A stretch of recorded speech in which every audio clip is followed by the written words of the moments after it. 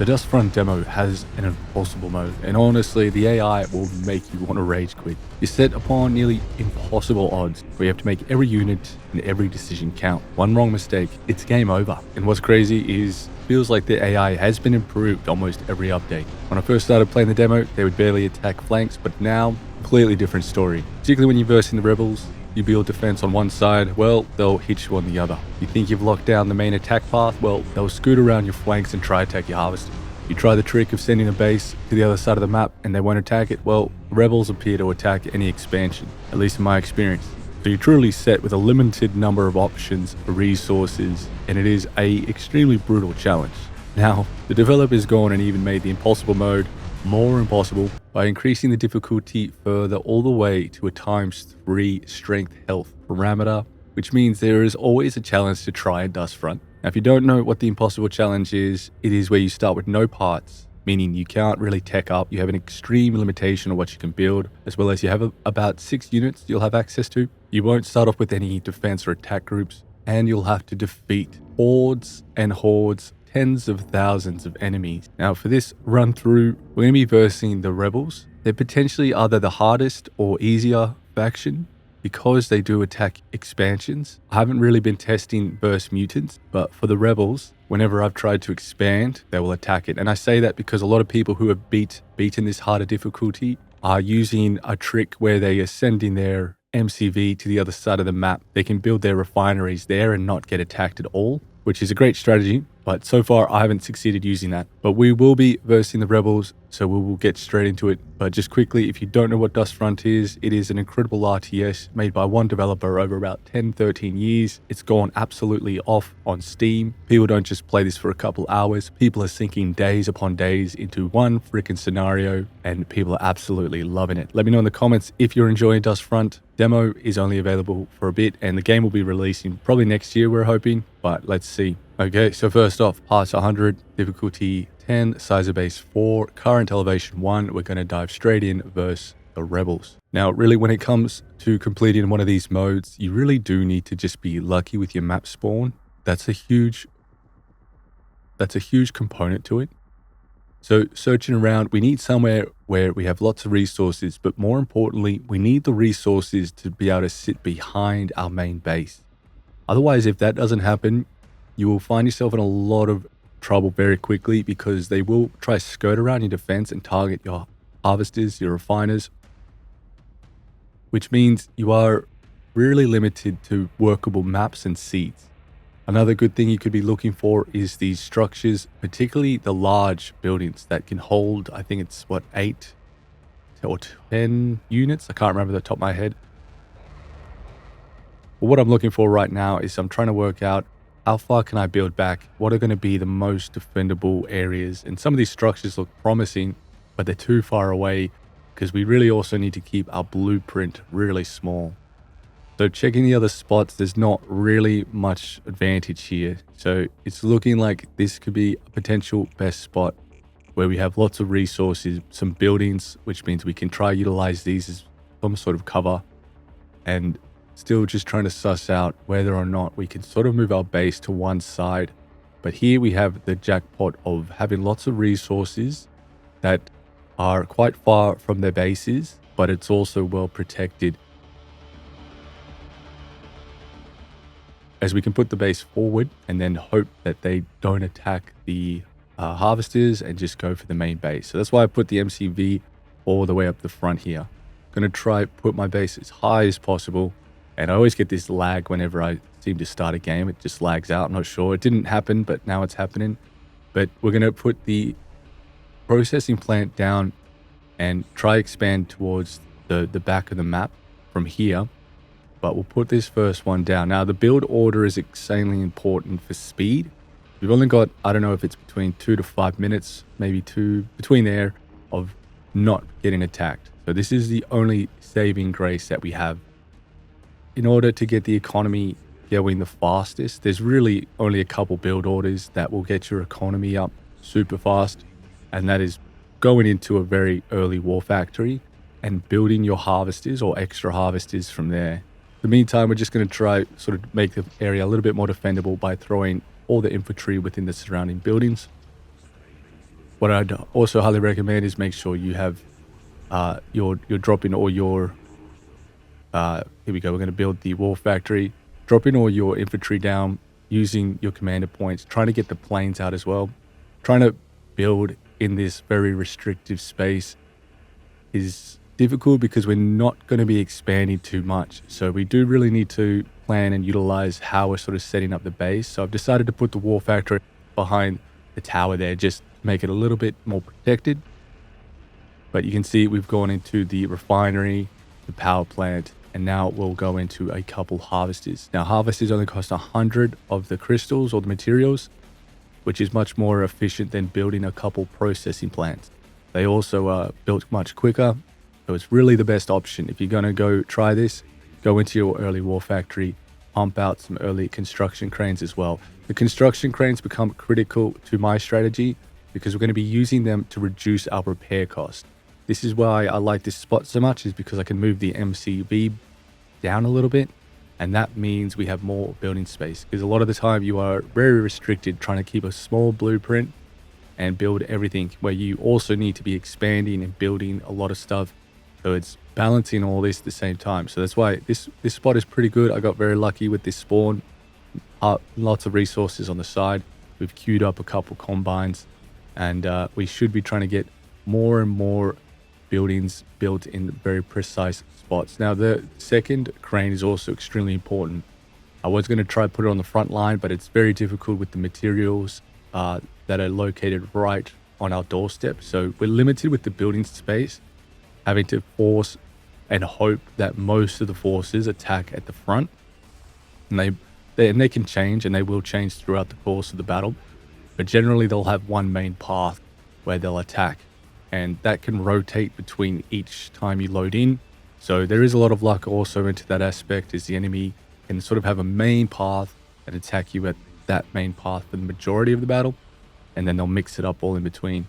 So we're going into 2 cranes to start with because we need to speed up defense building, but also just ramp up everything. Power, resources, not so much unit construction. I built the crane further back in order to try at least keep this one. And the good thing is we have some buildings down there, so I'm leveraging the buildings as protection, and they should also soak up the first additional damage that ever gets dealt in that area, because the enemy will pretty much attack what's in front of it first, for the most part, not always. They do chop and change. It can depend on the unit. But going in, we're just looking around. It's looking like a sort of a good defendable spot. So we're going to be pumping up the flame towers, or turrets I should say, because they are extremely handy at clearing out the infantry, and there's tens and tens of thousands of infantry. And you need to clear them quickly in order to then be able to also focus on to the bigger and more difficult enemies that they send. But at the moment, we are sort of just going to be spending the money and time that we have trying to fortify. Aiming to cover all angles because they can attack at any side. So you don't really know until they start. And then from there, they can also rotate. So as I'm building all the flames, I'm trying to predict that they will attack the flanks, because otherwise, many times if you don't build defenses all around your base, they will try pick where there's spots. So that's why I'm trying to protect the harvesters combines down there, smash out as many power plants as I can. Now, keeping the crane in the middle is pretty much critical. If I lose that in this early game part, you're done for. You need to try reduce your repair cost as much as possible. Now, some people will go the route of using the BRMs to repair all the units. You can see here, they're skirting around the defenses. And this is the trouble, right? They'll do this throughout the course of the battle. You won't necessarily be able to pin down where they're going to force most of their attacks, but they will certainly they'll certainly keep you on your toes, basically, which is cool to see. It makes it much more challenging than them just hitting your front line constantly. So I did use tactical pause. I'll use it a little bit throughout the game, not too much. I was trying this many times without tactical pause, but it pretty much comes down to a necessity at this higher difficulty, because there's just so much happening, so much things you need to manage, and surviving the first few waves is pretty much the whole game. because if you can survive the first few waves, you generally get enough momentum to then sustain yourself. The first few waves is pretty much the first sort of 50 minutes of the game. You can survive that, you're in a good stead. It will depend on resource location if you can still acquire resources, but luckily we have a lot around us, and that's why we're trying to just hold out, focusing on repairing all the bits and pieces. And you can see, and I didn't realize this for a long time, but that number above the B, the repair symbol on your menu, that actually tells you how many buildings are being repaired at the present time. At the moment there's 0, so I just hit repair and you can see it goes to 1. And then if we start clicking repair on a few other buildings, it will also start increasing. But the repair cost runs up a lot. So we do need to start building buffers as well, as in silos, to mean we can do a lot more repairing before having to wait for the harvesters to dump. Also going to be building bunkers in the back line, and trying to put rocket men in order to try weaken some of the heavier armor vehicles and get a lot more damage on them. And the other important thing too is just to keep in mind of all the flanks and constantly scanning just to make sure nothing's slipping in, because sometimes they'll slip in a unit and they'll start attacking your power and you'll lose all your power. At the moment I'm scanning to see if they have any artillery.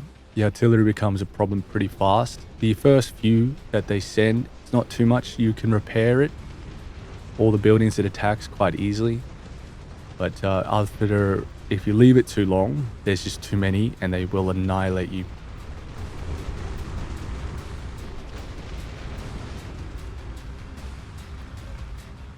So I'm thinking going into a barracks and getting more bunkers is going to be a really good idea. Placement, I'm still a little unsure, probably not the best spot, putting it right there.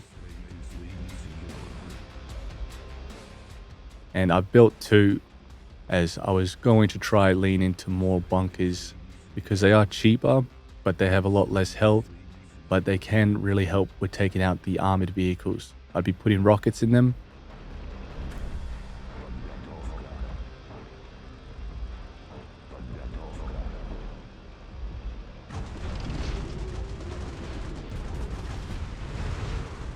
Just a matter of constantly scanning and trying to figure out what needs to be repaired.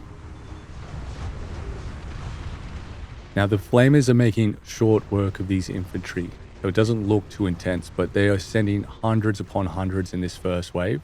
And if you don't have adequate anti-infantry, you will be overrun very quickly. You need to be able to get rid of the infantry very quickly in order to then be able to focus on the units that actually do the damage and tend to have longer range. Now the reason we'll be building bunkers or any kind of structures in front of the line of defense is just so they can soak up some of the damage of the artillery. Sort of like a distraction. They're cheaper to repair bunkers as well. So having a few of those in front of all your defenses is good just to soak up. You could also use trenches, but trenches have a lot less health, so they don't really sustain long enough. Make it meaningful. But we've survived the first wave. So it's a good sign if you play this mode and you've survived the first wave. Generally that's a good sign, that it means that you can sort of push into the next and not have to restart. If you finish that first wave and you've lost a lot, particularly a crane or anything, you may as well just restart. Now for me, I'm trying to take care of some of this artillery early, trying to do it very cost effectively by using some armored cars. You could use some bombs or airstrikes, but I'm trying to preserve those for the next incoming waves because they get very tricky, and that wave pretty much starts right now anyway. So you can see these bunkers a little too far away from the base, but the crystals there make it harder to build it a bit closer, but you can see the intention of getting the bunkers to soak up the damage. Now that crane, this is going to be the centerpiece of everything. I have to keep that crane alive. That is holding this base together. The crane is a must because you can get insane free repair. You could have maybe 10 to 20 units attacking one structure, and that structure will survive with that crane behind it. It is the ultimate cost-saving measure for keeping your base active and alive, but you have to keep it repaired. So you could have some BRMs sitting behind it as well, but getting that resource and time and management is difficult, but definitely could be doing that as well. So you can see that, so the bunkers are doing a bit of work here. They are soaking up some of that damage, so not everything is attacking me at once, and I can get in a bomb and destroy most of the units because of those bunkers. So that's another thing that's really helpful with the bunkers, is that you place them there, you can use them as sort of a time or stopgap for your bombers, airstrikes to come in and clear up.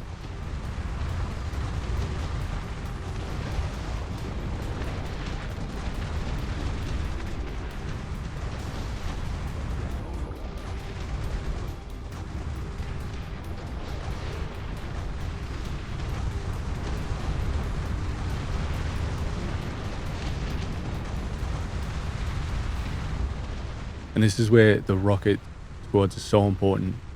We need to be able to clear this heavy armor, the armored vehicles, much faster. The only way to do that efficiently and cheaply is using rocket soldiers in bunkers, just like good old Command & Conquer generals. The bunkers aren't overpowered by any means, but you can see we're going to try it whip around. And again, using armored cars early, very cheap, very fast. This is what they're designed for, to creep behind the back lines and kill artillery.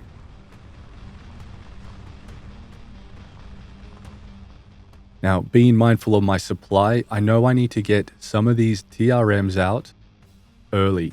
I want at least 3 to help me push later, but I won't have an opportunity to build them ever again. So it's important early on in the game, and you'll see why, but it's very important early on that I get those TRMs up and keep them well protected, because otherwise there's no access to them. And that's why I'm building one back and this early. Now I'm just scanning to repair. And this artillery is a problem. And that's why maybe it is a bit easier versus the rebels in this sense, because it taking out their artillery, although artillery on the mutants side is also pretty weak in terms of you can deal with them with cars, with your armored cars. But here we go. We're going to pretty much clear out nearly all these, at least a couple of the artillery. And this is what I recommend doing. You got to try do it when the waves have finished. Otherwise, if you try do it during the waves, you obviously won't get there. They'll get killed. And that's why having buildings and things in front is going to really help. Now, the sneaky part of this whole strategy is that we're going to be resurrecting units and slowly gathering them into our base, healing them up, using them as defense and for placing attacks on the enemy.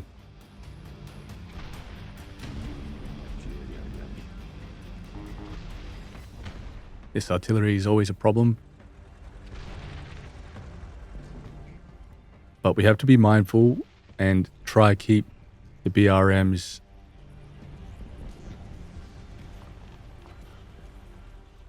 the BREMs alive, because I can't build many of them either. So it's an extremely delicate strategy, because you can't rely on building a massive base until a lot later. And when you capture enemy vehicles in this manner, it also adds to your supply limit, which means these units are tech units, but they take a lot of supply. It might be 20 a piece. So you very rapidly go over your supply limit.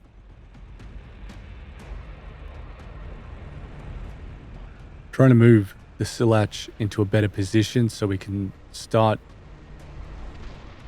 using some of the units that we're capturing, the assault tank, in a much more defensive and punishing manner. It has quite good range, so you can sit it back with your defenses and it will be able to spit bullets downrange and be a real huge asset, particularly when you can repair it very quickly as well.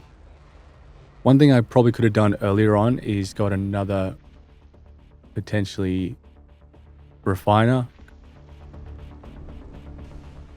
I need to build silos to increase the supply limit. Operating on 700 is a big risk.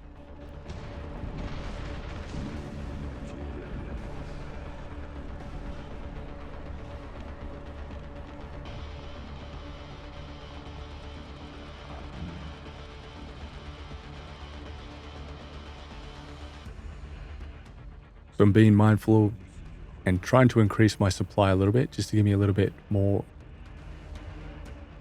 room.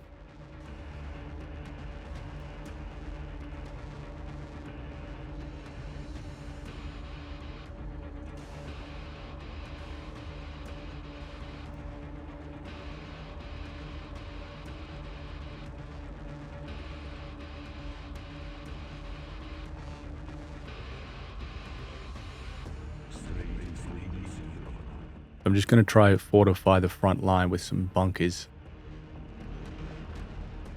A lot of these would just be cannon fodder.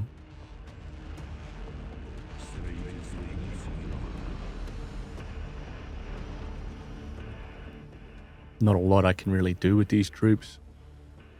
I think this building's probably the best option.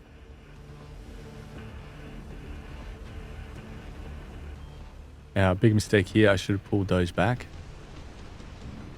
One thing I forget to do a lot in this game is hold shift to select all the different types of units.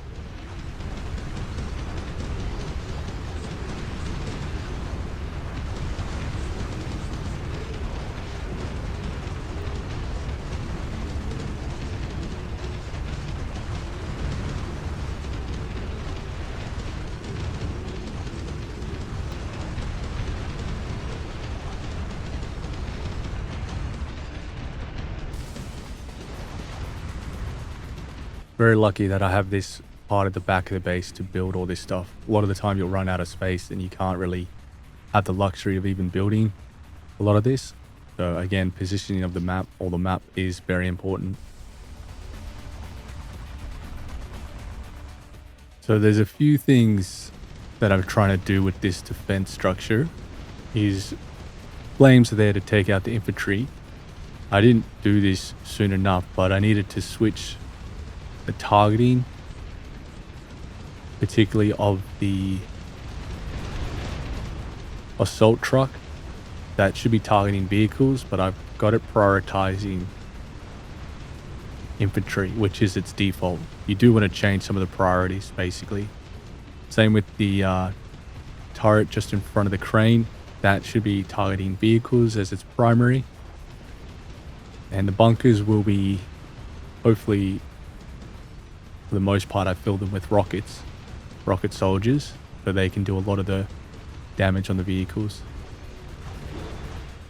And this way we can conserve a lot. We don't have to put any units at the front. We're just going to survive off this amount.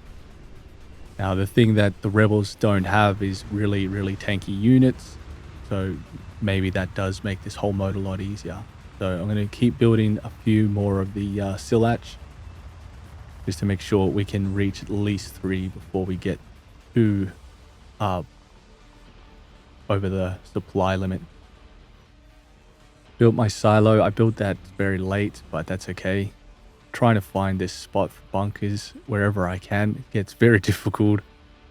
There's terrain warps and you can't place anything in front. At the moment, they're focusing mainly on this right side, which is good because it's a good angle for them to attack and approach this defense.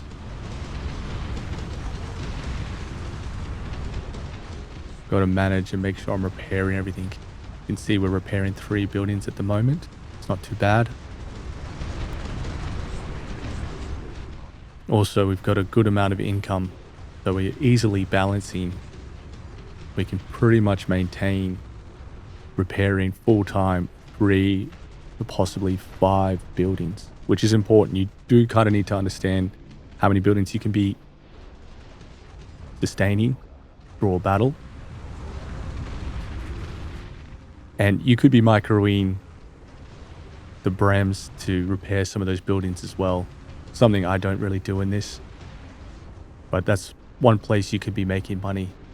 Now, another critical aspect to this whole strategy is we need to start hitting production buildings so we can weaken and lessen the waves. And that is the focus of this next sort of aspect to the strategy, is trying to gain enough strength in units to launch skirmishes to attack the critical infrastructure. So we'll be doing little skirmishes between each wave like this, where we will try take out the artillery, recover some of these assault trucks, and we wash and repeat that strategy.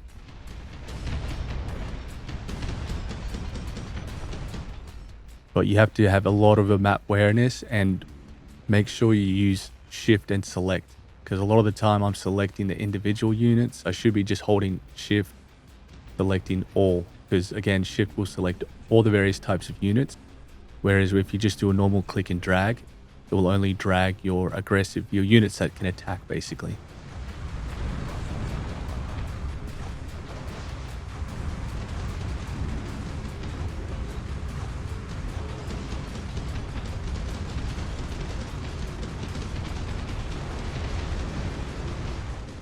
And this is where these assault trucks come into their own, because now we are strengthening our defense. It's not costing us anything. We don't have to spend anything on repairing. And this is the harvester switch, where the harvesters will randomly go find another field. Gotta be very mindful of that. Now it gets risky here as we have to start mining further away. So we will have to prep for that and also expand in that direction. Otherwise, they will constantly hassle your harvesters, at least in my experience. Trying to find gaps. Need to try keep these bunkers up in front, particularly to stop the artillery, and definitely in front of the crane, because we have to keep that crane alive at all costs.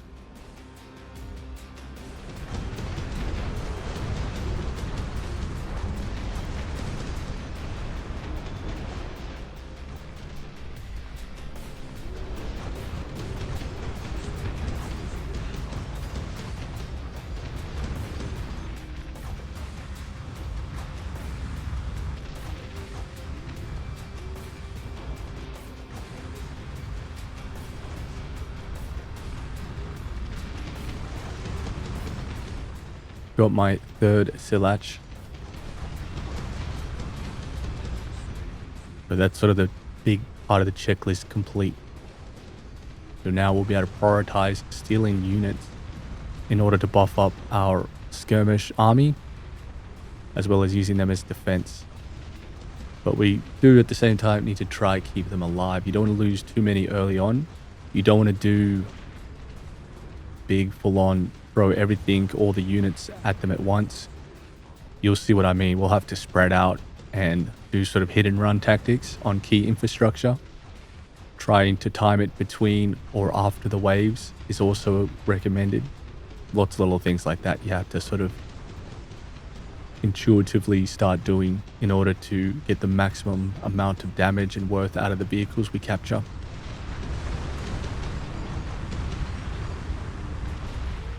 Not having any luck here, finding some space.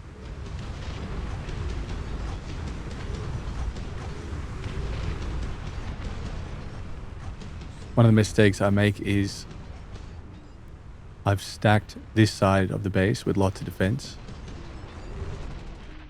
Probably should also be looking and building some other things on the other side. But now we have an opportunity to go in and kill some of these bloody artillery. This is definitely a big part of the pain.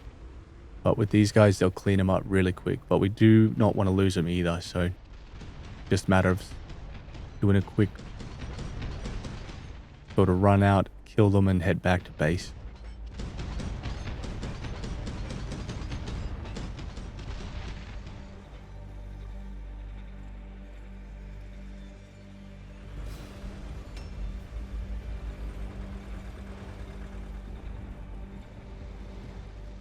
Gonna do is sending the brems out, trying to be or keep my map awareness up. Really don't want to lose them, because you can see we're over the supply limit now, which means if we lose these BRMs, we'll have to lose some of the other units or build more of the supply buildings so we can get access to them again. So it's very critical we try keep them alive at all cost. A lot of the strategy, or this strategy, underpins keeping these guys alive. That's why I've tried to keep anywhere between 4 to 6 of them. And if we get opportunities like this throughout the game to quickly go repair and grab some of the assault trucks, get them repaired, and then strengthen our position. So you can see we're slowly gaining momentum. Each wave they send is making us a lot stronger.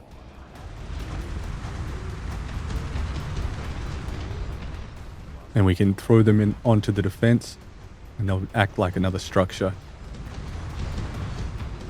But you can see how their range is insane.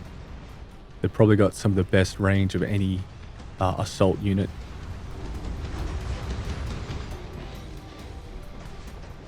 Excluding, the artillery that we can get if we had enough parts.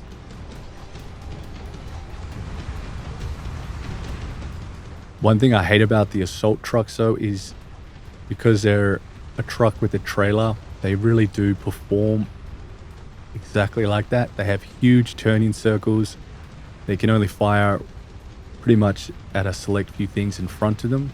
You can see here this part how the bunkers are helping a ton. They're soaking up a lot of the damage, a lot of the artillery. This helps me not have to micro or worry too much about that crane. But a lot of the time with these battles, I'll try keep my focus more centered around keeping that crane alive. That is by far the important part of this whole thing. Because you'll see it repairing these buildings, it'll automatically do it, and it just can repair them so fast. Like instant. I hope that never changes. But yeah, obviously a person would just shoot over and destroy it. But versus the computer, they sometimes target it. You have to be very careful. Here I'm trying to use the assault trucks, moving up and down the lines. Bit risky to do this. Only sort of try to do this if I'm in a lot of trouble. Bit of a waste here because you can lose a couple. And they just have such bad turning circles. Great if you just want to run in a straight line and do lots of damage. But running up and down in front of your base, not so good. I was wondering why I had no freaking resources coming in. For some reason, I must have clicked all my harvesters and they've just stopped harvesting. But a little bit of trouble here because now we have no income to repair the buildings, but we also have to push off this attack. So we'll have to rely on the assault trucks a lot more here. Being a little bit more aggressive just to hold the pressure off the base until we can get those harvesters in, the combines. I'm going to try to use the airstrike. That will probably make this a little bit easier and also just make sure I survive it. It would have been better to use those airstrikes on infrastructure, but you got to make the risk assessment. We need to survive this wave. That is priority. So if we have to throw everything at it just to survive, then we will. Do a tactical pause. Definitely need that. I need to get these harvesters back and working. Checking to see what's coming. There's not a lot left in this wave. But the artillery is just pounding. Moving this silage just so it's in a better spot. I nearly have this whole front area under repair, which is pretty cool. Very handy. That means I can run my assault trucks out, attack these those artillery, and then head back and get the heal. And they sort of just have to sit anywhere in that general vicinity of that front part of the base and they'll get repair. Trying to do a sneaky repair here on or recapture of the assault trucks. A little bit risky. There's still troops coming in. The wave hasn't exactly finished. And those BRMs, the Brems go down so easy. Now they're starting to attack the left flank and go for the harvesters. This is where it gets really tricky because if you had expanded out too far, they'll just send all their troops to that expansion. An overreach there with the assault truck, but I did manage to get that last artillery. But I've lost some of the BRMs by not microing them and forgetting about them. So they've gone in and got destroyed. Luckily enough, I don't have many assault trucks, so I can build some more. So it doesn't trap me up too much or trip me up. But that's why the timing of getting them out there to pick up the assault trucks pretty critical. And Bit hard to tell because sometimes units are just trickling in the whole time.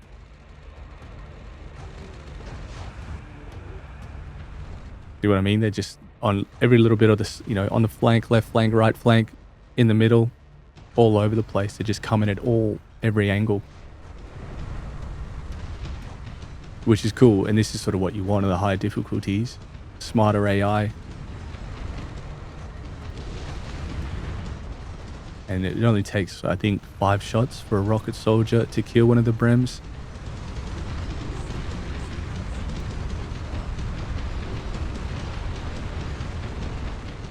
So strengthening the front lines.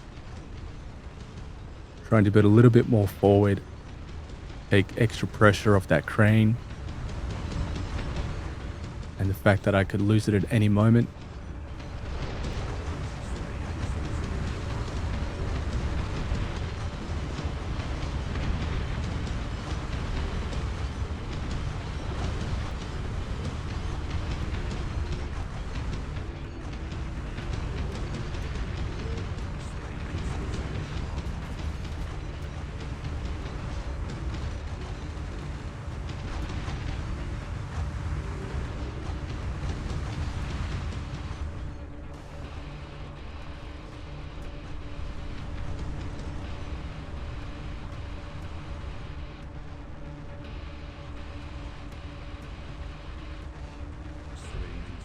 Hit my resource material limit. Pretty important that I keep trying to get some extra storage. Really helps if things go pear-shaped and you can fall back on repairing, 10 buildings instead of 5 at a time.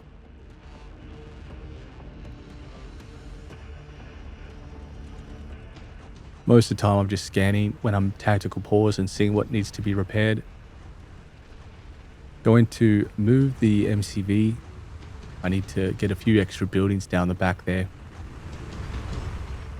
Just because they'll be some of the most protected.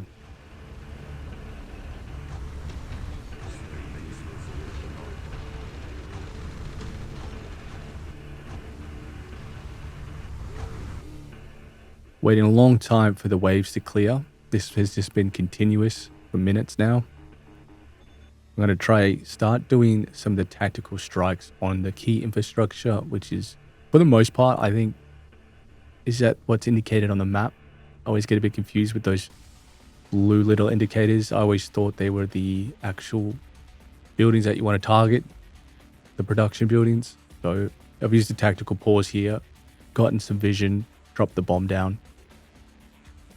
And I'll keep doing that throughout the course of the battle to try wither away their numbers, to create bigger and more openings so we can gain more and more momentum.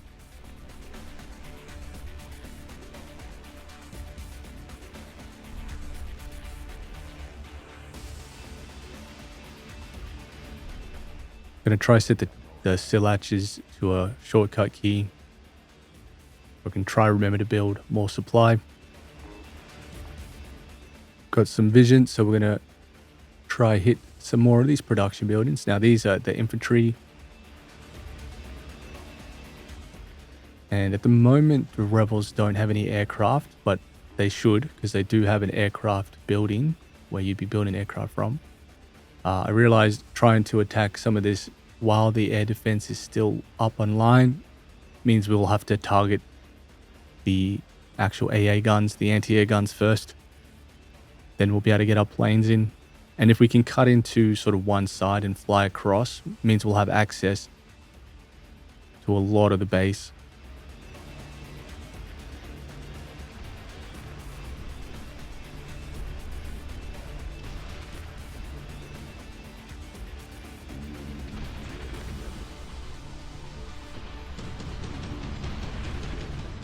Some rookie mistakes here, trying to pull out, and they just got a bunch of units just sitting in the back for no reason. So not really sure. Sometimes that happens. They will just sit units outside your base. Still sneaky, got one of them, but very risky. I probably wouldn't recommend being this risky about getting some of the units. Save for ones that are on the flank here. Trouble is with all the ruins, really hard to get around. The units obviously units get stuck or have to go on crazy missions just to get to one of the vehicles. You could clear them out, but you risk damaging the ruins. So you kind of have to do this. They're prioritizing now the left flank. So the rotation has sort of started. First bit of the game, it was the right. They do rotate onto the left a lot.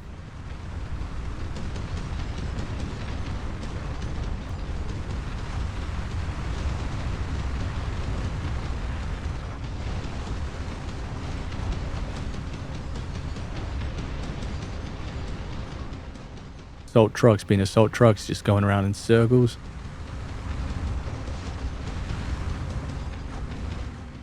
But I'll leave you with the game. Let me know if you've enjoyed it or if you prefer commentary over the whole thing. Bit difficult trying to talk it through while playing. And I really wanted to nail down this victory, because it's a lot of fun using the enemy's own vehicles against them to destroy them. Really cool concept as well. But having an absolute blast with this game. So enjoy. If you have any questions, let me know. Please consider liking, subscribing. And if you want commentary over these types of videos. Thanks very much for your time. Peace. Enjoy.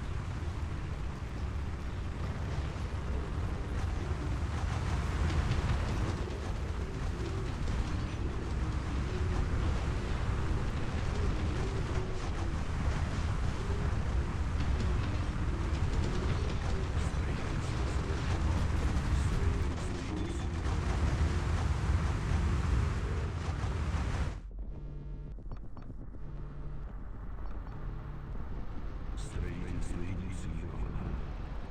Строительство инициировано.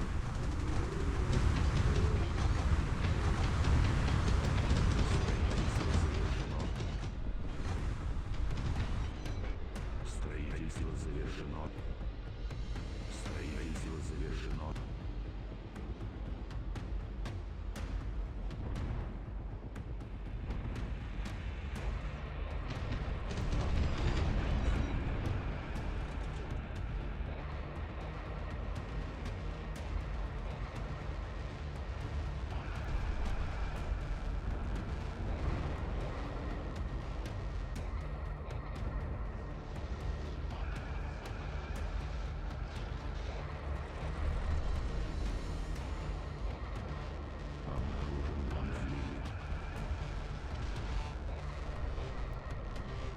Строительство инициировано.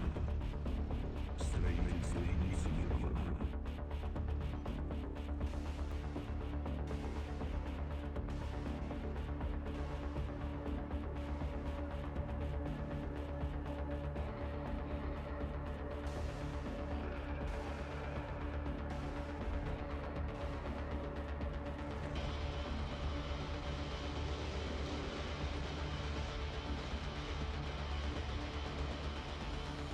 Строительство завершено.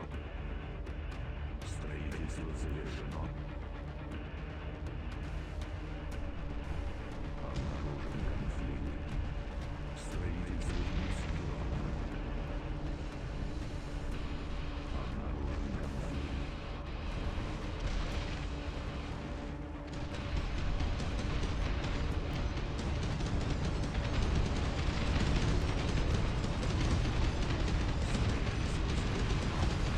Строительство завершено.